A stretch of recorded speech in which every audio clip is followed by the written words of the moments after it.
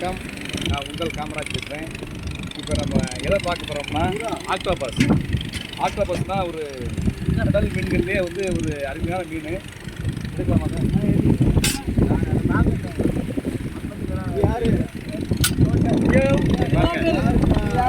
இது வந்து உயிராகவே இருக்குது. இது வந்து பார்த்தீங்கன்னா இந்த முதுபடியாக இருக்கிறது வந்து அந்த நேரத்துக்கு அந்த மாதிரி வந்து தன்னுடைய கண்ணியை வந்து மாற்றிக்கிற முடியாது.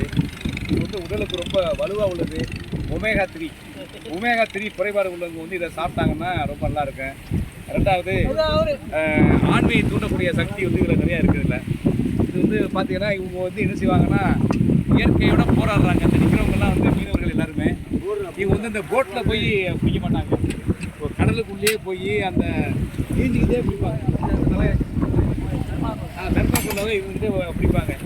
இப்போ பார்த்தீங்கன்னா இவங்க எப்படிலாம் பிடிக்கிறாங்க, அவங்களுடைய கஷ்டம் என்ன அப்படின்றத சொல்கிறாங்க. கேளுங்க. ஐயா, நீங்கள் எந்த ஊரியா? நீங்கள் புள்ளிமனை. எப்போ போனீங்க தொழிலுக்கு? 3 மணிக்கு போனீங்களா? சாப்பிட்டீங்களா? நீங்கள் உழைச்சது தகுந்த மாதிரி வருவா கிடச்சிச்சா? வருமானம் ரொம்ப குறைச்சி தான். ஆமாம், இது ரொம்ப காற்றுனால ரொம்ப பாடு கம்மியா இல்லை எப்படி? அப்படியா? ஆமாம். நீங்கள் தம்பி, நீங்கள் எந்த ஊர்? நீங்கள் புள்ளிமனை தான். ஆமாம். இப்போ பார்த்தீங்கன்னா இந்த வரக்கூடிய மீன் எல்லாத்தையுமே வந்து இந்த கம்பெனிக்காரங்க தான் வாங்குறாங்க. நீங்கள் இந்த வாங்கணும்னாக்க நேராக அந்த கம்பெனிக்கு வந்து நீங்கள் வந்து பார்த்துக்கலாம். இந்த பாருங்கள், இந்த கம்பெனியுடைய மேனேஜர் இவர் தான். அண்ணா, உங்கள் பேர் என்ன? ராஜா. இங்கே பாருங்கள், இவர் வந்து பிரபல வந்து அந்த கம்பெனியில் வந்து இவர் வந்து ஜிஎம். பார்த்தீங்கன்னா இவர் வந்து இந்த எடை போகிறதுல மகா கில்லாடி இவர். ஆமாம் ஆமாம். பார்த்தீங்களா, எல்லாம் வாங்குறாங்க எல்லாரும் பாருங்க. ஆமாம்.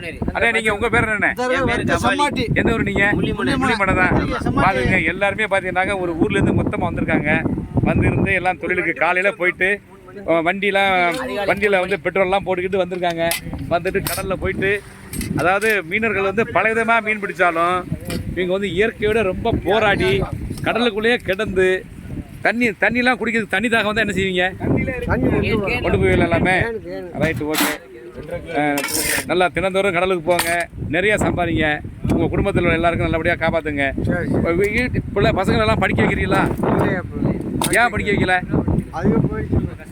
இல்லை, நீங்கள்லாம் வந்து இப்போ ஸ்கூலுக்கு போனீங்களா? நீங்கள் என்ன படிச்சிருக்கீங்க? 12th முடிச்ச பிறகு ஏன் மறுபடியும் கண்டினியூ பண்ணல? இல்லை, உங்களுக்கு கல்வி வந்து உங்களுக்கு வரலையா? இல்லை ஸ்கூலில் வாத்தியார் கொடுக்க சொல்லித் தரலையா? வரலை. Right, okay. இவ்வளோ நேரம் நாங்கள் கேட்ட கேள்விக்கு ரொம்ப நல்லபடியாக பதில் சொன்னதுக்கு ரொம்ப நன்றி.